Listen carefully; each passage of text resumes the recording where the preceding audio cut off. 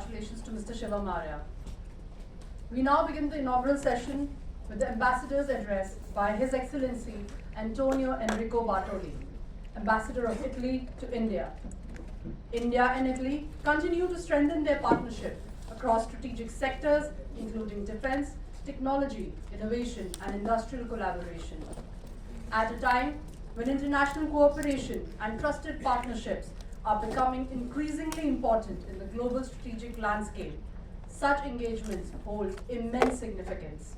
His Excellency's presence here today reflects the growth of bilateral engagement between the two nations.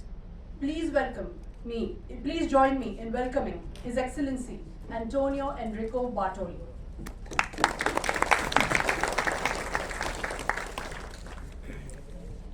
Thank you and good morning.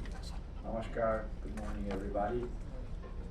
Let me first thank Shiva Maria for the invitation and congratulate him on his book. I will read with attention.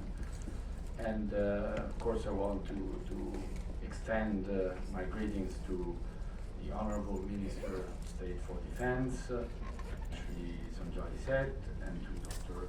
Vivek, Lall, CEO of General Atomics, and all the distinguished panelists and my colleagues and guests in this room. I think my task is today is to say a few words on Italy-India relations with a focus on, of course, on defense and security, and highlight how this partnership necessarily hinges on shared values, common vision, and converging interests. Our partnership, I think, has all these ingredients necessary to make and useful to make a decisive leap forward. Without any rhetoric, India is a strategic priority for Italy, and I think Italy matters to India. Our two prime ministers have charted the course for the future. In November 2024, they adopted a joint strategic action plan for the period 25-29. What is it? It's a comprehensive roadmap spanning all major sectors of cooperation: trade, investment, energy, infrastructure, innovation, research, science and universities, tourism, culture, people to people. But of course, defense and security represent a central pillar of this cooperation between Italy and India. And the prime ministers will meet again next week in Rome, and they will take stock on the progress made in all areas in less than 18 months, and to give impulse to new initiatives and projects with the same and very pragmatic spirit, deliver concrete results while aiming for even more ambitious goals.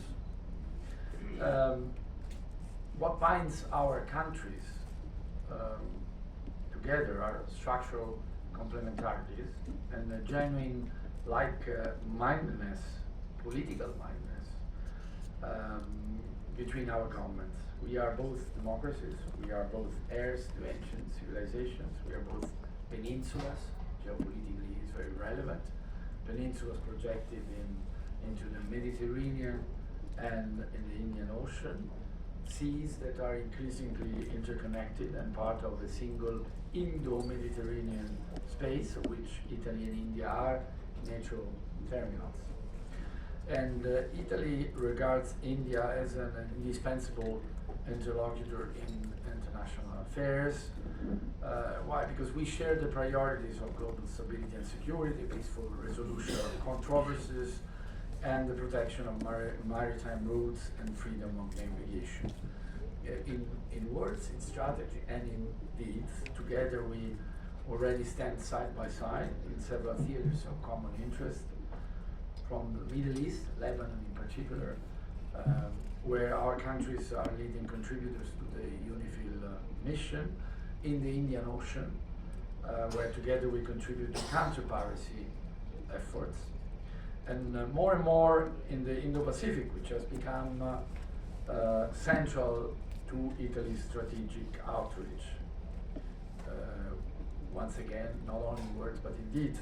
Here we have increased the presence of our naval assets and deployments, and over the last almost 3 years we have conducted 6 port calls, including a joint exercise with our carrier strike group led by aircraft carrier Kumar. The dialogue between our armed forces is already solid, but we aim to strengthen it. We will soon launch a dedicated maritime security dialogue, as we have on cybersecurity, terrorism. We have a task force against the financing of terrorism, and space, and many other sectors. And we intend to establish an annual high-level structured military dialogue, complementing the existing formats such as the Joint Defense Committee and the Military Cooperation Group. We also plan to promote more joint exercises and interforce training courses and give full implementation to the agreement on defense cooperation. You know, because mutual trust and teamwork can be developed not only in sharing strategic thinking, but also, and above all, collaborating on the ground.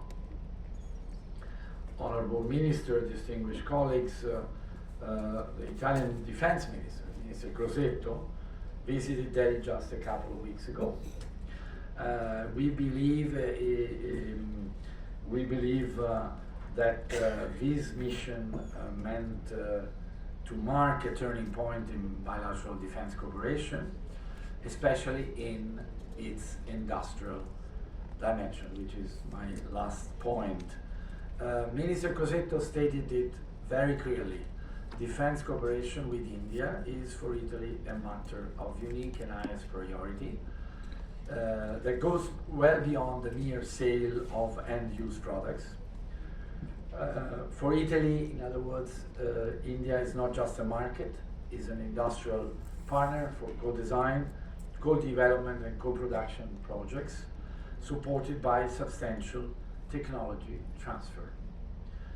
From helicopters to landing platform docks and electronic warfare systems and many other domains. We are ready to move even faster, farther and beyond towards closer forms of industrial collaboration, including shared equity participation and the establishment of Italian-Indian industrial companies, potentially open to third partners. And Italy is ready to contribute with its technologies and capabilities to self-reliant India. We believe it is essential to frame business-to-business cooperation within a strong government-to-government relationship. And our goal is clear: bigger, faster, and cheaper, while not compromising on quality.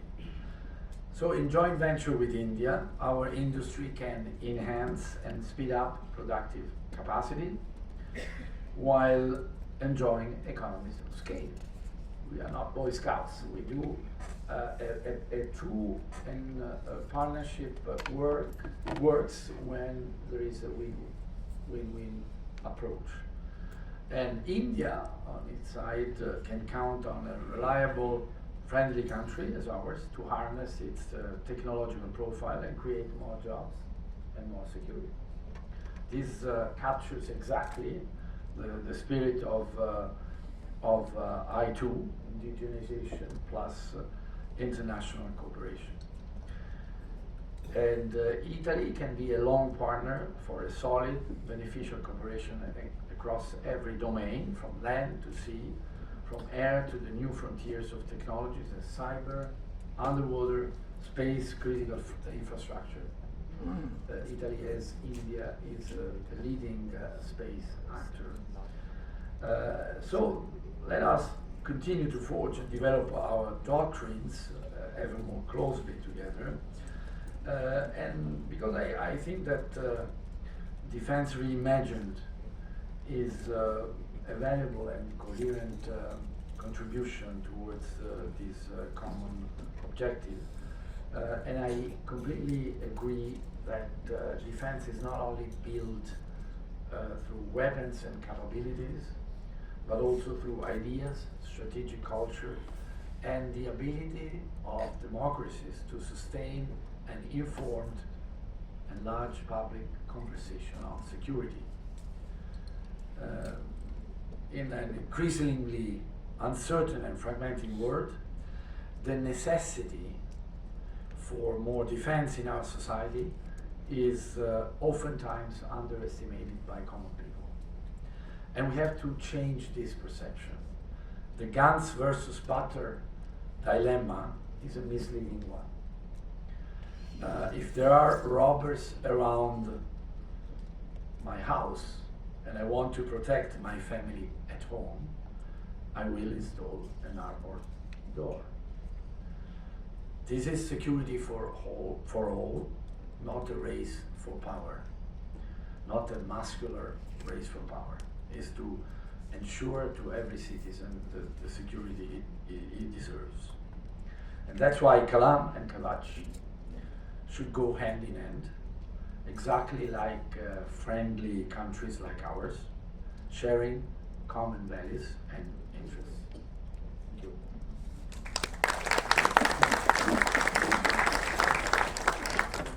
Now have the privilege of hearing from His Excellency Vahagn Atyan, Ambassador of the Republic of Armenia to India. India and Armenia share a relationship built on mutual respect, civilization connection, and growing strategic engagement. His Excellency's presence here today further strengthens the spirit of international cooperation that this platform seeks to encourage.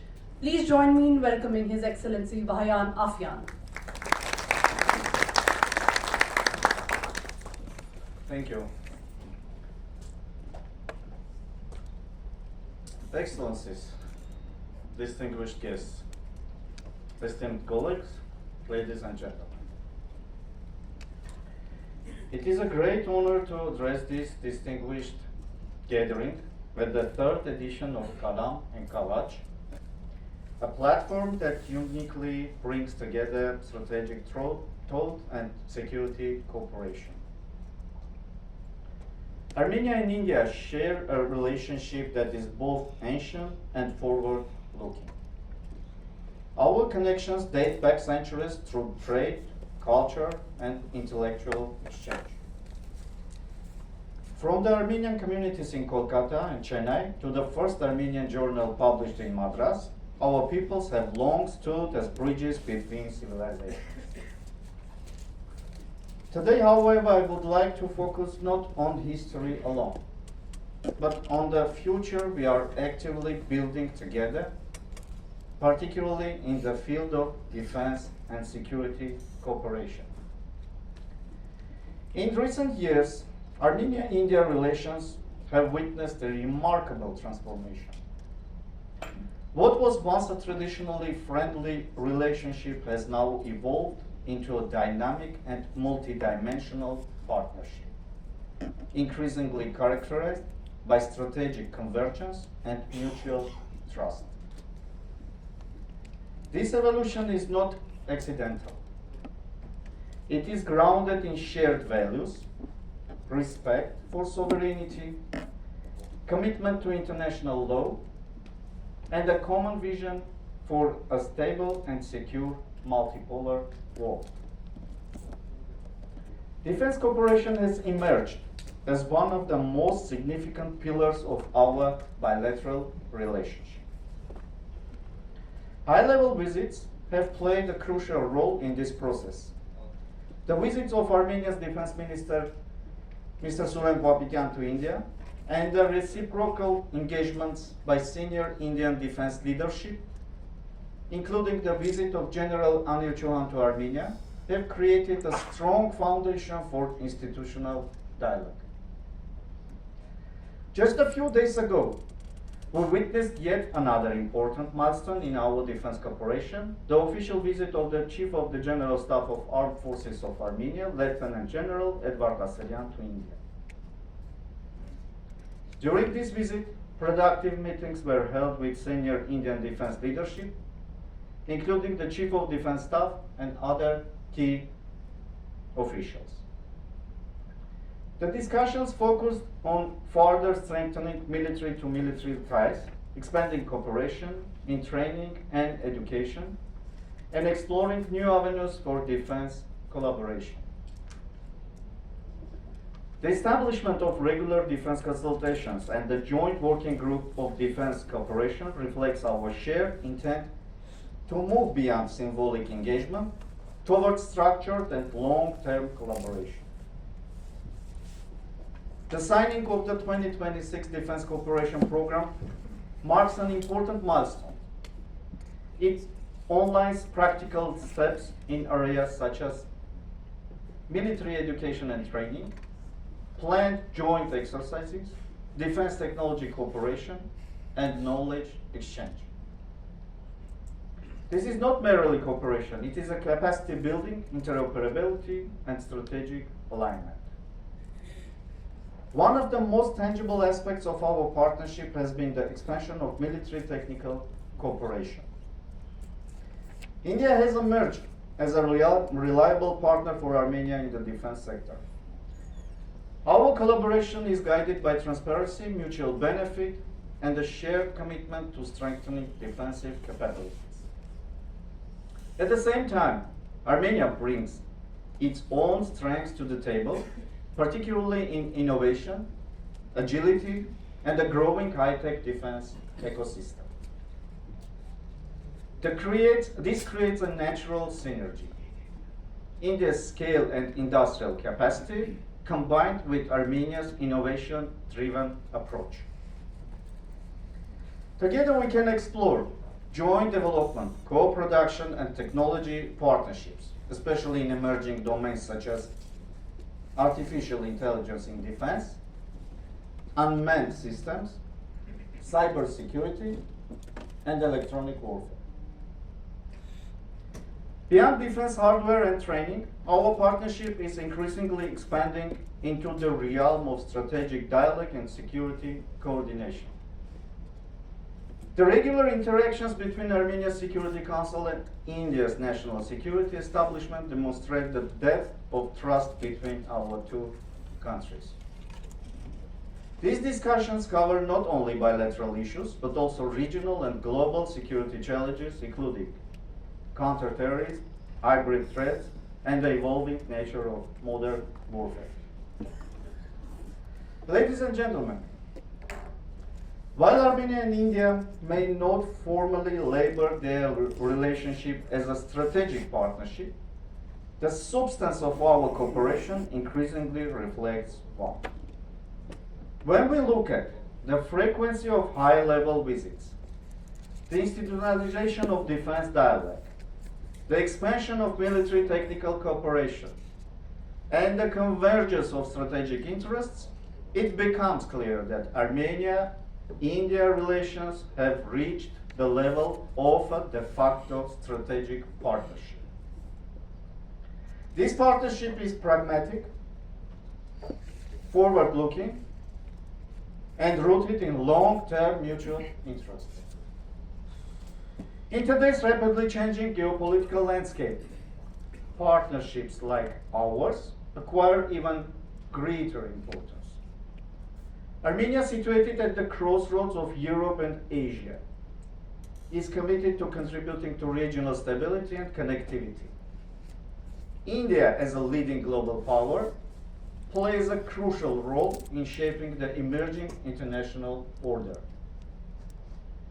Our cooperation can serve as a bridge between regions and as a model of constructive engagement between like-minded partners. As we look to the future, the potential for Armenia-India cooperation remains vast.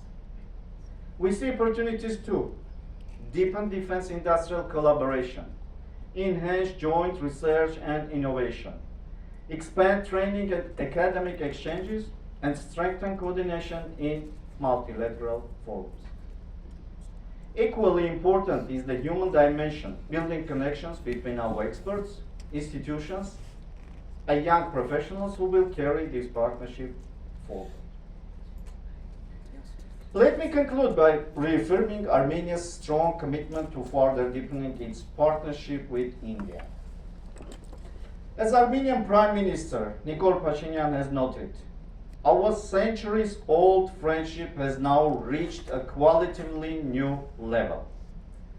And as Prime Minister Narendra Modi has emphasized, our ties are warm and growing, rooted in cooperation and shared aspirations. Together, we are not only strengthening bilateral relations, we are contributing to a more stable, secure, and cooperative international environment. Thank you for your attention. Appreciation to His Excellency Vahagn Atyan for honoring us with his presence and focusing on our historical, present, and our future engagements.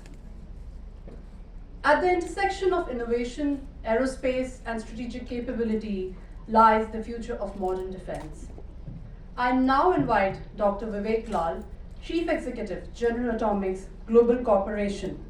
Please join me in welcoming Dr. Vivek Lall.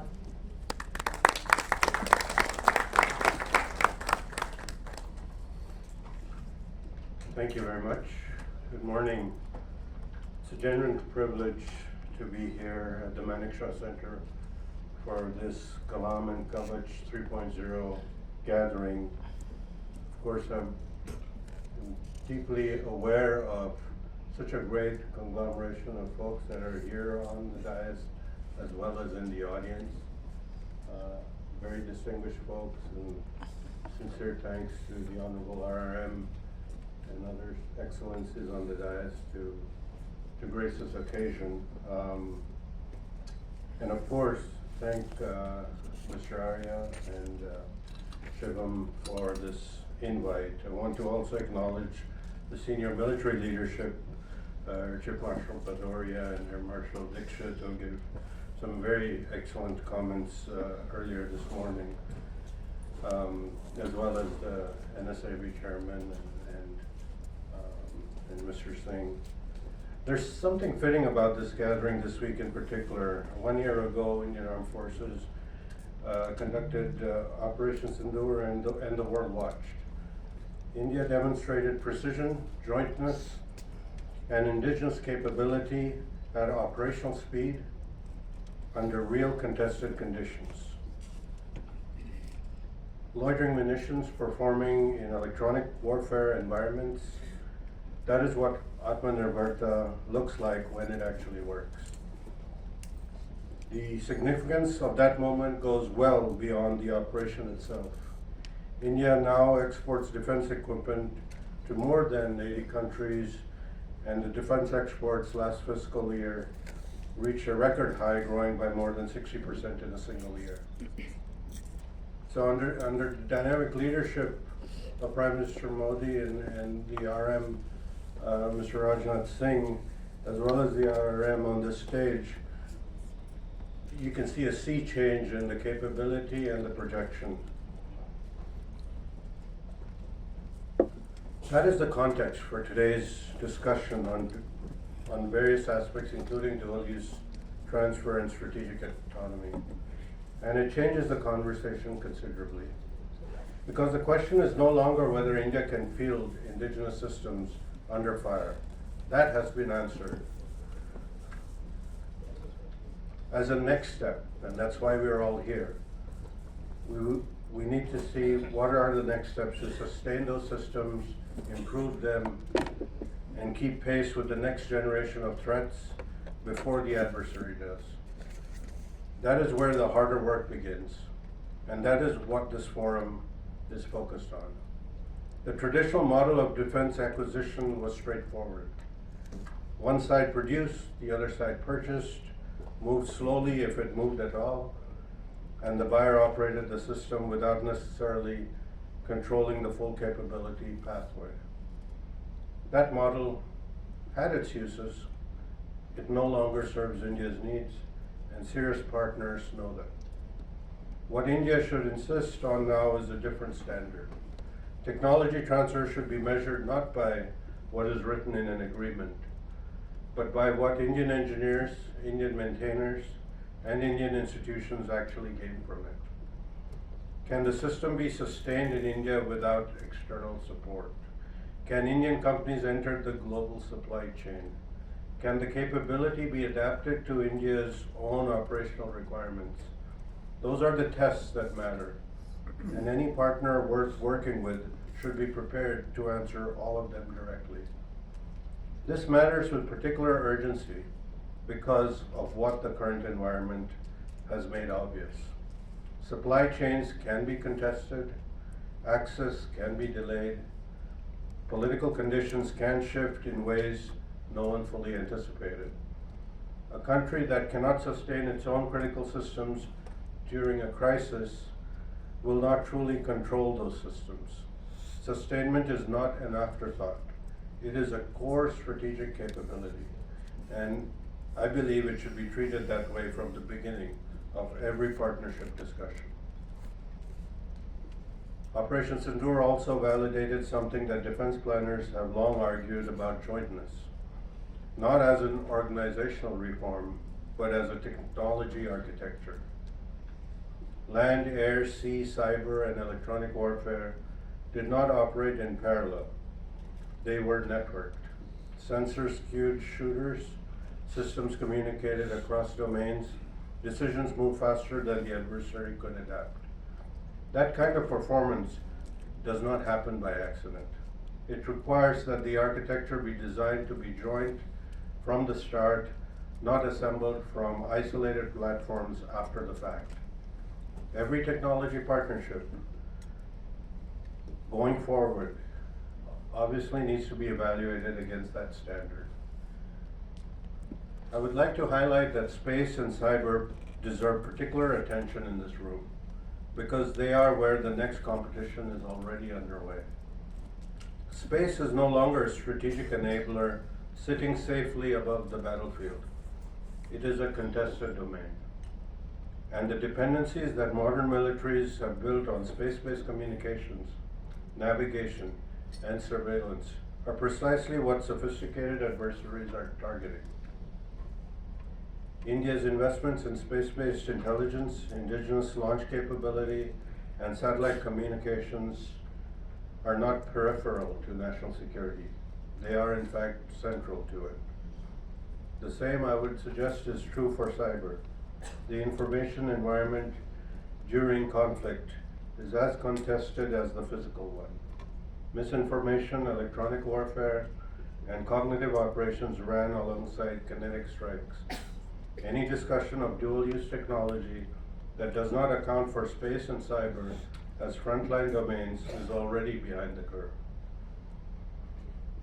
On India's innovation ecosystem, the progress through IDEX, through EDITI, through the broader innovations for defense excellence framework is real and it is significant.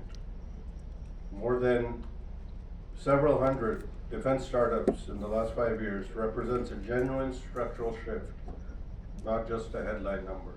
The talent exists, the ambition exists, so the system needs to close the distance between a promising prototype and a fielded capability. And several spoke about that this morning. That last mile, moving a technology from a successful demonstration through testing, certification, procurement, and operational deployment is where most innovation efforts stall. Not because of a lack of ideas, but because the pathway from an engineer's bench to the operator's hands requires institutional discipline that is genuinely difficult to build. That is the next frontier for defense innovation systems, and that is one where international partners with mature integration and certification experience can add real value without compromising sovereign control. On international collaboration more broadly, the framing of self-reliance versus partnership has always been a false choice. No major power builds everything alone. The right model is self-reliance through trusted partnerships. India collaborates where collaboration generally accelerates sovereign capability, and therefore develop independently where national control is essential, and resist any arrangement that simply substitutes one form of external dependency for another, regardless of how the agreement is titled. India brings real leverage to these relationships: scale, engineering depth, operational experience from some of the world's most complex environments, and a technology sector that is increasing competitively on a global stage. When that is matched with partners who bring advanced systems, integration expertise, and long-term industrial commitment, both sides gain. India builds sovereign capability. The partner gains a more capable and more reliable strategic counterpart. That is the alignment worth building towards. A year ago, India showed the world what it looks like when preparation, indigenous capability, and operational resolve come together at exactly the right moment. It was an outstanding victory for India. The work now is to make that repeatable, to build the manufacturing depth, the certification infrastructure, the joint architecture, and the innovation pipelines that convert a defining operational success into a sustained strategic advantage. The nations that shape the security landscape of the next decade will not necessarily be the ones with the largest budgets. They will be the ones that move from concept to capability fastest, sustain that capability under pressure, and adapt before the threat does. India has every ingredient required to be that kind of power. What Kalam and Kavach exist to do is to make those right conversations happen here, the right connections made here, and the right decisions will obviously follow. India's moment is not approaching, it is here. Thank you very much.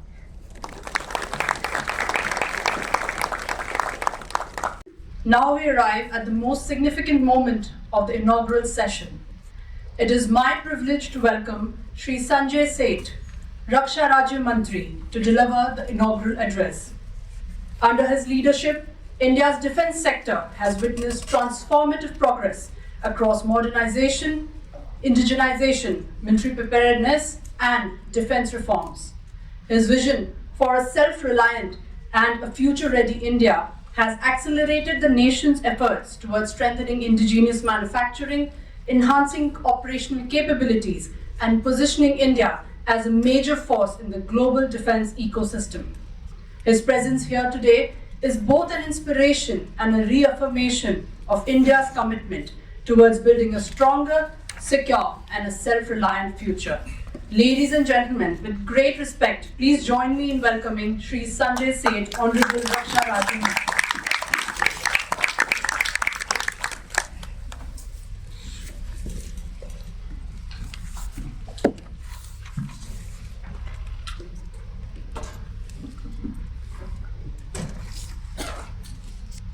Thank you very much, and good morning, namaskar to all of you. His Excellency Enrico Bartali, Ambassador of Italy to India. His Excellency Vahagn, Ambassador of Republic of Armenia to India. Lieutenant General A.K. Singh, Air Chief Marshal R.K.S. Bhadoria, Air Marshal Ashutosh Dikshit, Dr. Vivek Lalji, senior officers, scientists, strategic experts, industry leaders, innovators, distinguished guests, ladies and gentlemen, and friends of media. Friends, today is an honor to address this august gathering at Kalam and Kavach 3.0, a platform where ideas meet national purpose and where innovation strengthens security. The title Kalam and Kavach itself carries a profound meaning. Kalam represents knowledge, science, vision, and innovation. Kavach represents protection, resilience, and the responsibility of safeguarding the nation and its people. Together, they symbolize the spirit of the modern India, a nation that believes true strength comes not only from the military power, but from knowledge, self-reliance, technological excellence, and national unity. Friends, Today's world is changing rapidly. The nature of warfare is evolving. Threats are no longer confined to physical borders.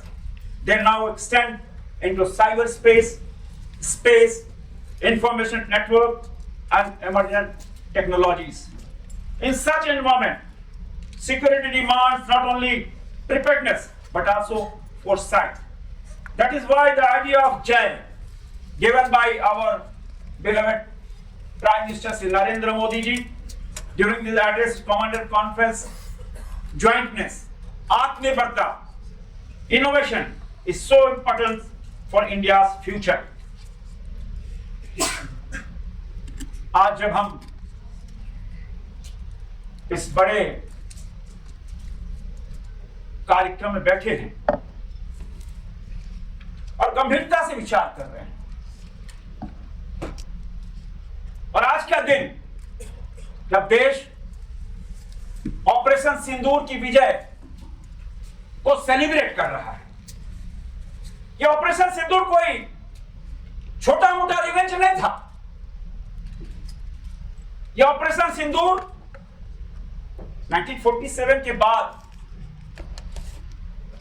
देश ने बहुत युद्ध लड़े। यह पहला revenge ऐसा था, यह पहला युद्ध ऐसा था जो हमने अपने इंडिजिनस सिस्टम से, स्वदेशी हथियार से लड़े, और स्वदेशी हथियार से लड़कर कुछ ही मिनटों के अंदर पाकिस्तान के डीजीएमओ हमारे डीजीएमओ के सामने नींव पे आ गए। ये ऑपरेशन सिंदूर हमारी टेक्नोलॉजी, हमारा कोऑर्डिनेशन स्पीड, हमारा ज्वाइंटनेस, इससे बड़ा क्या एग्जाम्पल हो सकता है। हम कह सकते हैं मित्रों कि ये ऑपरेशन सिंदूर नए भारत की तस्वीर थी। ये ज्वाइंटनेस का एक बड़ा एग्जाम्पल था, कैसे strategic thinking, decisive response capability से, और हम कह सकते हैं कि इस ज्वाइंटनेस का परिणाम यह हुआ कि हमारी फोर्सेस, उसकी ताकत, उसका मोटिवेशन, और देश के 140 करोड़ देशवासी अपनी फोर्सेस पे गर्व कर रहे हैं।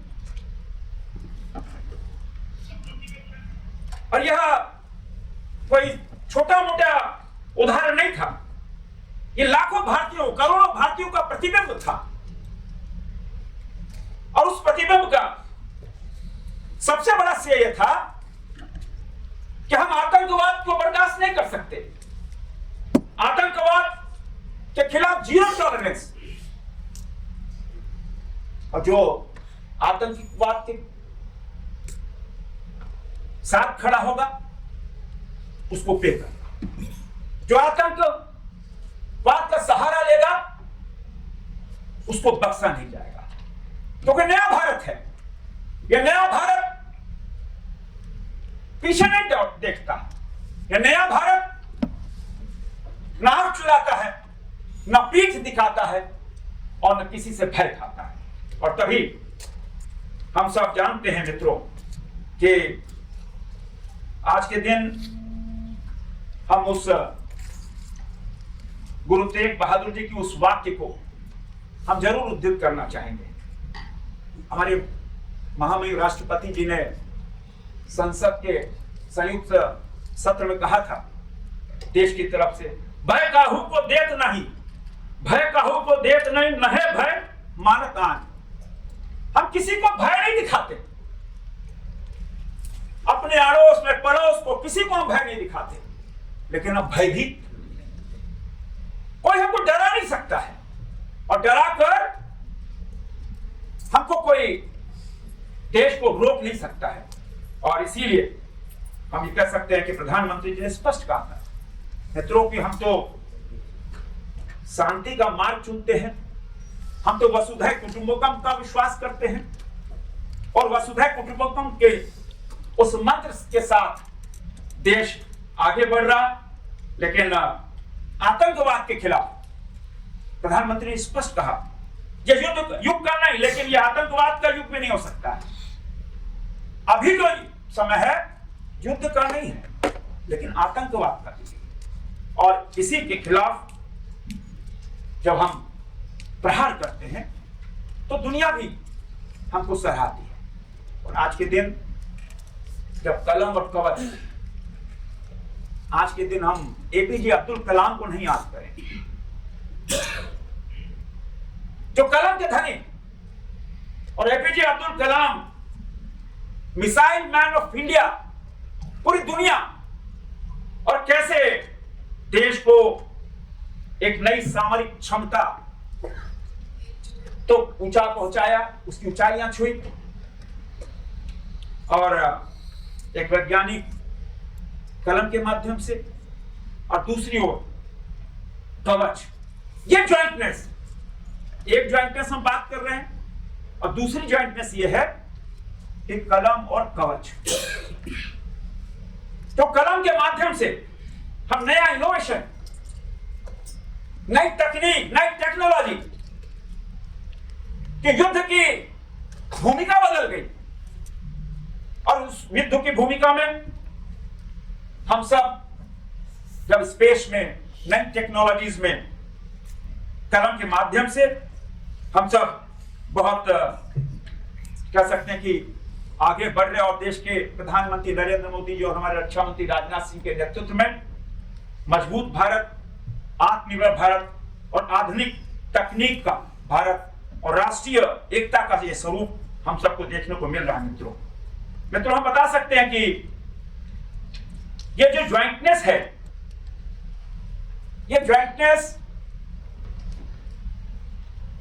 धर्म, कर्तव्य और आत्म संयम भी सिखाता है। ये हजारों साल पुरानी, ये आज का नहीं मित्रों। महाभारत, रामायण, कौटिल्य का अर्थशास्त्र, और उसके माध्यम से जब हम आगे बढ़ रहे हैं तो United service institution of India USI के माध्यम से प्रोजेक्ट उद्योग शुरू किया, और मॉडर्न मिलिट्री स्ट्रेटजी हमने तैयार की, ट्रेनिंग से भी जोड़ा, और जो थिंक टैंक है, थिंक टैंक के माध्यम से आधुनिक वॉरफेयर रिक्वायरमेंट्स को जोड़कर एक मजबूत स्वदेशी डिफेंस विजन तैयार कर रहा है। मित्रों आज का दिन जब हम बात करते हैं आत्मनिर्भरता का, यह आत्मनिर्भर भारत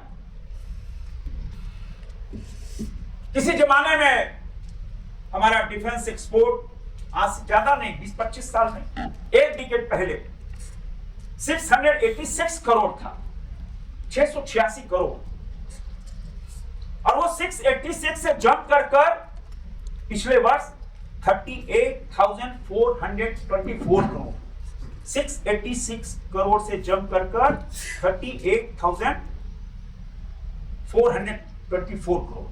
ये हमारा डिफेंस एक्सपोर्ट, दुनिया के 100 देशों को हम डिफेंस का एक्सपोर्ट कर रहे हैं।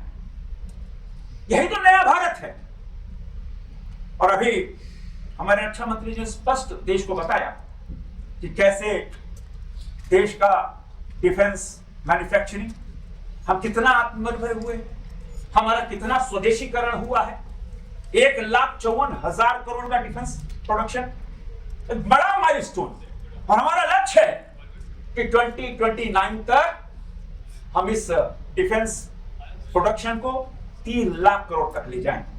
और उसी भूमिका में, क्योंकि इस बार का जो बजट था 7.85 लाख करोड़, कोई अब तक का सबसे ज्यादा बजट था 7.85 करोड़।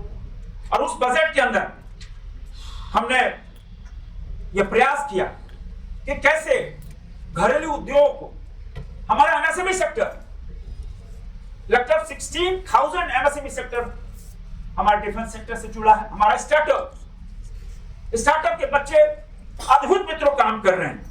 और तभी आज जब हम इस मौके पर पहुंचे हैं तो हम जरूर बताना चाहेंगे कि चाहे वो आईडेक्स के माध्यम से हो, अदिति के माध्यम से हो, हम ऐसे स्टार्टअप को, ऐसे नई टेक्नोलॉजी को, ऐसे जो इनोवेटर्स हैं उनको आगे बढ़ाने के लिए आइडियस के माध्यम से लगभग 1.5 करोड़ का फाइनेंशियल असिस्टेंस करते हैं, और जब उनको प्रोटोटाइप में आगे बढ़ाते हैं तो निश्चित रूप से अदिति के माध्यम से 25 करोड़ का हम आर्थिक सहायता देते हैं। हम किसी में यूथ कोई आगे बढ़ रहा है, कोई स्टार्टअप आगे बढ़ रहा है, उसको मोटिवेट करते हैं, और तभी इस बार 750 करोड़ का इस बार हमने इसका डेडिकेटेड बजट रखा है अदिति में। आपको पता होगा मित्रों की उत्तर प्रदेश में डिफेंस कॉरिडोर, फिर उसके बाद तमिलनाडु में डिफेंस कॉरिडोर, हम उस ओर बढ़े हैं। और इनोवेशन के मामले में अभी आपने देखा होगा एक मास्टर स्ट्रोक, इसी साल जब एआई का समिट देश में हुआ, वो मास्टर स्ट्रोक था देश का। वो मास्टर स्ट्रोक इसलिए था कि दुनिया के 118 देश के लोग उस एआई समिट में भाग लिए, और 20 देश के राष्ट्राध्यक्ष उस एआई समिट में उन्होंने भाग लिया। बड़े इकोनॉमिस्ट बता रहे हैं कि एआई के जमाने में जब हम डिफेंस में एआई का प्रपोजल जो आ रहा है, एआई के माध्यम से हम और मजबूत, और आने वाले दिनों में एआई 2030 तक 48 लाख करोड़ 2030 तक एक्सपर्ट्स बता रहे हैं 2030 तक 48 लाख करोड़ का बिजनेस कर पाएंगे। हमारा जीडीपी ग्रोथ बढ़ेगा। तो एआई आज के जमाने की आवश्यकता है, और हम उस वक्त को एपीजे अब्दुल कलाम ने जब कहा था कि हम जब सोते हैं तो सपने देखते हैं, लेकिन अब दूसरा भारत है कि हम सोने में सपने, जब सोते हैं सपने देखते हैं, लेकिन वो सपने सोने नहीं देता, वो सपने हकीकत में बदलना, ये भारत के युवाओं की एक पहचान बन गई है। मित्रों, मैं आज निश्चित रूप से आप सबको अभिनंदन करते हुए आज देश का डिफेंस सेक्टर इंडिजिनस की ओर बढ़ा है, और तभी आज जब इस समिट में इस 3.0 पे बैठे हैं, मैं आप सबको निश्चित रूप से कहना चाहूंगा कि India formally believes that global security and progress are strengthened through cooperation, trust and shared innovation. We are truly honored by the presence of distinguished ambassadors and international delegates at this forum. In the particular, I once again extend a warm welcome to His Excellency, the Ambassador of Italy to India, and acknowledge with a deep admiration extraordinary legacy of Italian civilization, from the Roman Empire and the spirit of the Renaissance to the timeless contribution of the Leonardo da Vinci and Galileo, the modern Italian excellence in the industry, innovation and design. Today, India and Italy are steadily expanding their cooperation across technology, defense, manufacturing, clean energy and strategic affairs. The upcoming visit of the Honorable Prime Minister Narendra Modi ji to Italy will mark another important step in the further strengthening the trusted partnership between our two countries. I also extend a warm welcome to His Excellency, the Ambassador of Armenia to India. We deeply admire Armenia's rich and resilient civilization heritage, recognized among the world's oldest and most enduring cultures. India and Armenia share a warm, long-standing ties rooted in mutual respect, historic connection, and a steadily growing strategic partnership. Friends, as India moves towards the vision of Viksit Bharat 2047, our path is clear. A developed India must also be a secure India, and a secure India must technologically advance, strategically confident, and self-reliant in defense capabilities. The road to Viksit Bharat 2047 will pass through joint military capability, indigenous manufacturing, innovation-led growth, emerging technologies, skilled youth, and a strong global partnership. India does not seek conflict, India seeks stability, peace, and progress. But India is also determined to protect its sovereignty, its people, and its nation interests with strength and resolve. Let us work together. Let us work together to build a secure India. Let us work together to build a secure India, an innovative India, an Atmanirbhar India, and ultimately Viksit Bharat that contributes positively to global peace and stability. मित्रों, आज निश्चित रूप से हम कहेंगे कि देश 140 करोड़ देशवासी भारत की रक्षा शक्ति और भारत की रक्षा शक्ति ऐसी कि 140 करोड़ देशवासी गर्व करते हैं। 140 करोड़ देशवासी हमारे हजारों किलोमीटर की सरहद पर तो सेना का जवान उस हौसले से मां भारती की सेवा कर रहा है, चाहे डीआरडीओ का साइंटिस्ट हो जो कलम से कवच की ओर जा रहा है। और इसीलिए इस बार डीआरडीओ में बजट हमने 29,000 करोड़ से ऊपर रखा ताकि डीआरडीओ के माध्यम से आर&डी को और मजबूत हो। और उसी आधार पर 140 करोड़ देशवासी अपने को सुरक्षित महसूस करते हैं।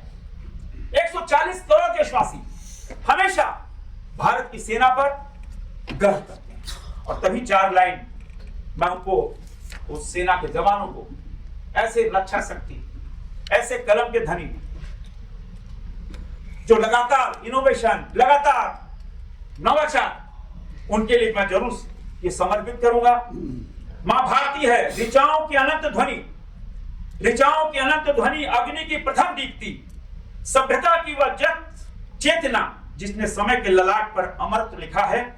यह भूमि है जहां वेदों ने आकाश से संवाद किया, जहां वेदों ने आकाश से संवाद किया, जहां उपनिषदों ने मनुष्य को ब्रह्मांड का अर्थ सिखाया, जहां गीता ने रणभूमि के मध्य, जहां गीता ने रणभूमि के मध्य कर्तव्य को ईश्वर बना दिया।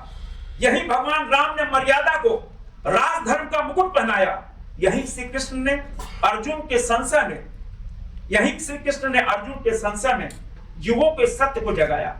आपको पता होगा कि जब अर्जुन युद्ध लड़ने से कतरा रहे थे, भगवान श्री कृष्ण ने कहा, हे अर्जुन, तुम सैनिक हो, तुम्हारा धर्म है दुश्मनों को परास्त करना, उठो। और तभी अर्जुन को शक्ति आई। तभी हमने लिखा, यही श्री कृष्ण ने अर्जुन के संशय में युगों का सत्य जगाया। जब गांडीव उठा था तो केवल एक धनुष नहीं था, वो धर्म की अंतिम हुंकार थी, जिससे अधर्म का अभिमान धूल में विलीन हुआ था। यह वही आर्यावर्त है जहां चाणक्य की प्रखर दृष्टि ने विखंडित जनमानस को राष्ट्रत्व का सूत्र दिया, और चंद्रगुप्त मौर्य की पदचाप ने इतिहास को सामर्थ्य का अर्थ सिखाया, जहां अशोक ने विजय की शिखर पर करुणा का दीप प्रज्वलित किया और संसार को बताया कि शक्ति का सर्वोच्च रूप विनाश नहीं, शक्ति का सर्वोच्च रूप विनाश नहीं, संयम होता है।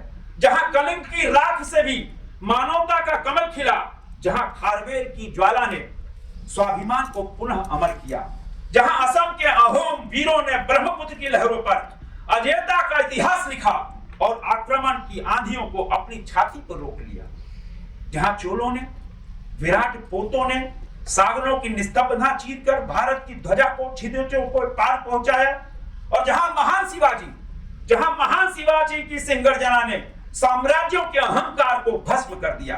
यह राणा की प्रतिज्ञा है, यह राणा की प्रतिज्ञा, यह झांसी की ज्वाला है, यह भगत की मुस्कान है, यह आजाद की अंतिम हुंकार है।